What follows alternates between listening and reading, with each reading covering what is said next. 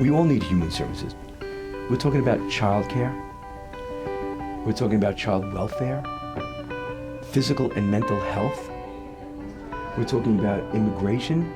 We're talking about homelessness.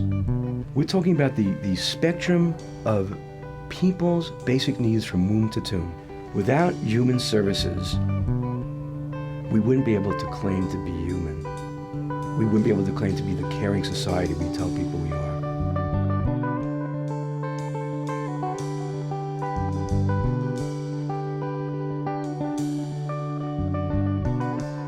My name is Sarah Muller. I'm a community health nurse with the Little Sisters of the Assumption Family Health Service. Since moving to New Jersey, it takes me 2 hours to get to work in East Harlem. I drive to the bus, take the bus to the city, take a subway, and then another bus to get to the office. Commuting that long every day is exhausting, but I do it because I love my job. I work with LSA, and our focus is to work with the most vulnerable families. We provide services such as a food pantry and advocacy office, early childhood services, parenting classes and groups, and a home health agency, of which I work as a visiting nurse.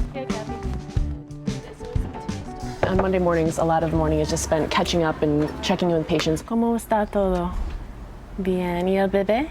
The biggest barrier right now is poverty. Just dire poverty. There are a lot of poor neighborhoods throughout the country and throughout the city. East Harlem houses some of the poorest families in New York City. East Harlem residents have an unduly high rate of illness and mortality. On average, I visit about 15 patients or so a week. I especially love visiting the children and families that I get to know and develop a relationship with. It's Sarah. Hey, Kayvon, how are you? Good.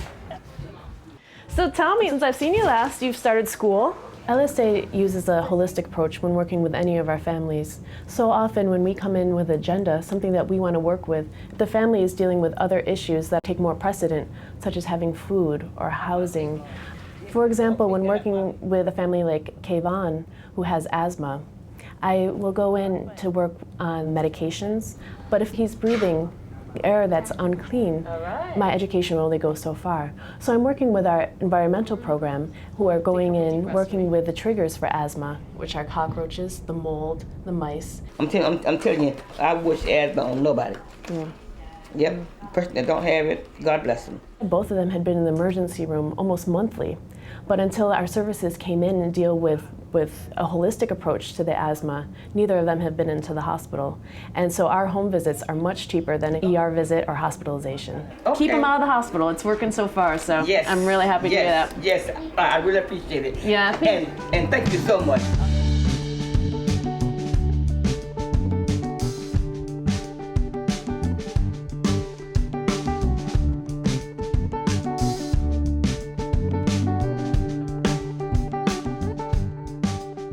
Building trust is essential to making any progress for the family.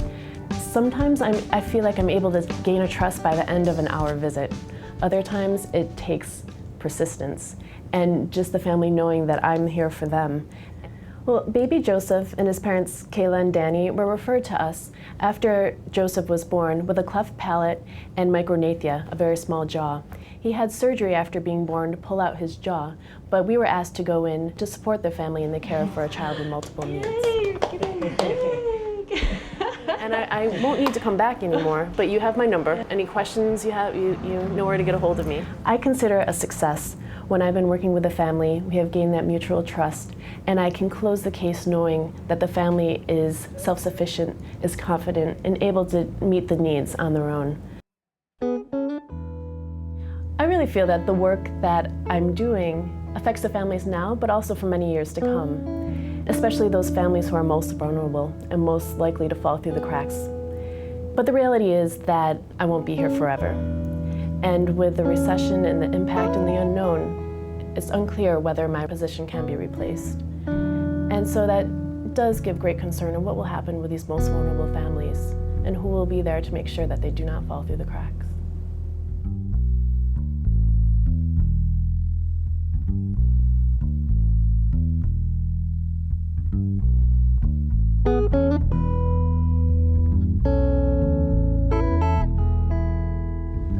human service organizations important? Picture a world without them. Picture no senior centers. Picture no Meals on Wheels. Picture no after-school programs. Picture no recreation programs. Picture no help for immigrants. Picture no HIV/AIDS clinics. Go one by one and picture none. And all those people, those 2.2 million we serve every day, they're still there with increased suffering and increased despair. But we're a caring society. That's why human service organizations are needed. This is the right thing to do.